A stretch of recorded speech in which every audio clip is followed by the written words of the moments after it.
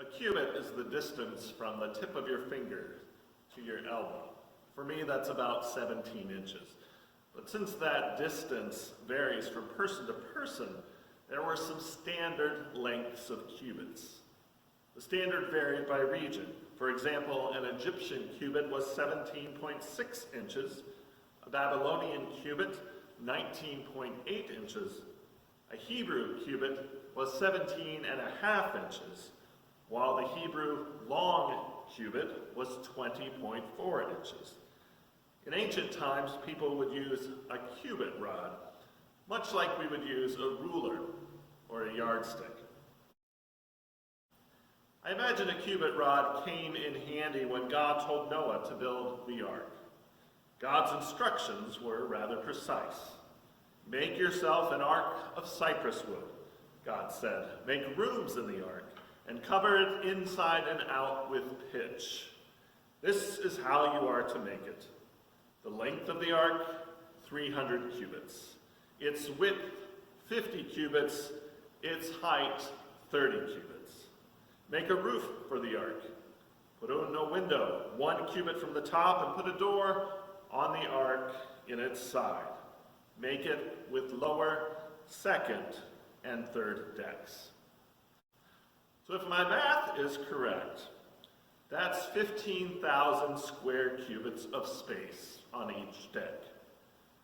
Since we're not used to thinking in cubits, these comparisons might be helpful. The ark would have been as long as 1.5 football fields. The ark would have been as tall as a modern 4-story house. The ark had the same storage capacity as about 450 standard semi-trailers. If a standard livestock trailer holds about 250 sheep, the ark had the capacity to hold at least 120,000 sheep. That's a lot of space.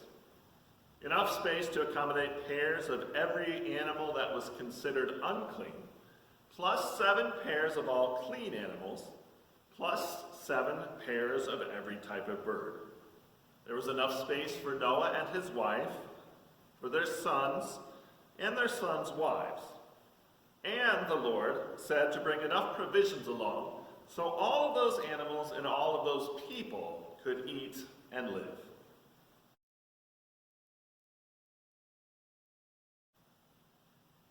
"300 cubits by 50 cubits by 30 cubits.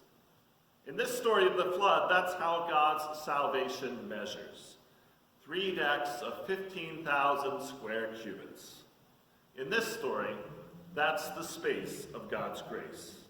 A ship as long as 1.5 football fields. That's how big God's love is in this story.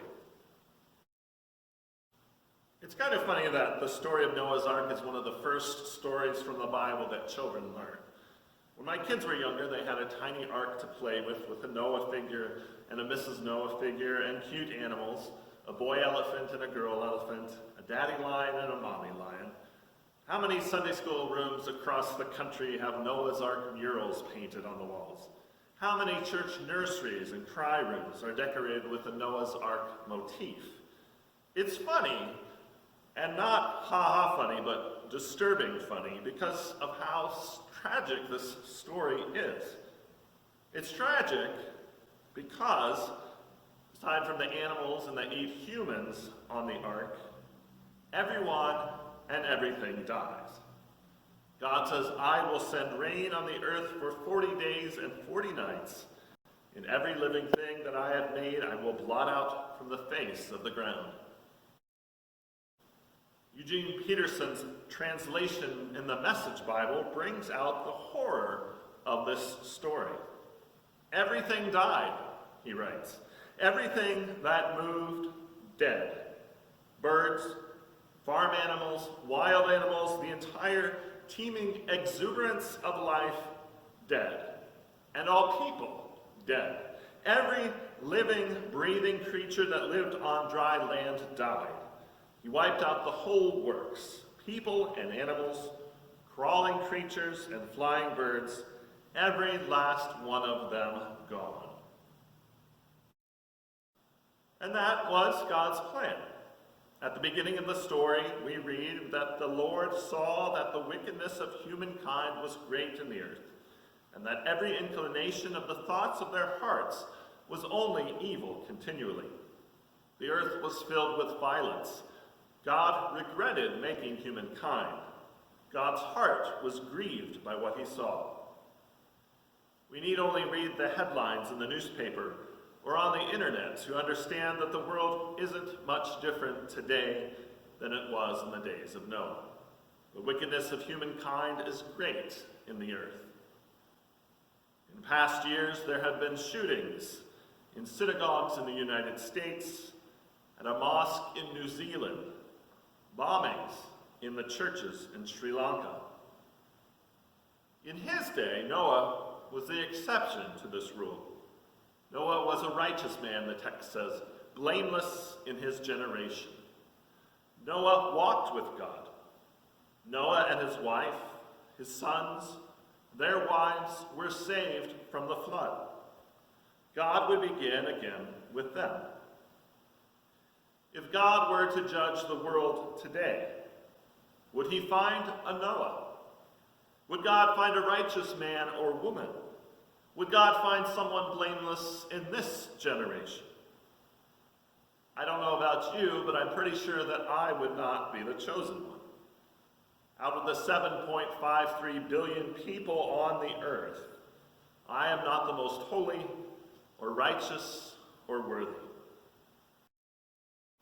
And that is why we celebrate Easter. And we celebrate not just for one day, but for 50 days.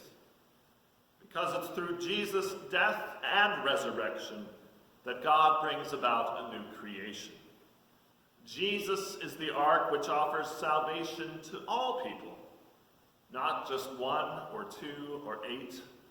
As Colossians 1 says, through Christ, God was pleased to reconcile to himself all things, whether on earth or in heaven, by making peace through the blood of his cross. All things, all the giraffes, all the birds, all the elephants, all the clean animals, all the unclean animals, all the clean people, all the unclean people. Maybe even those evil people lost in the flood. Maybe even me.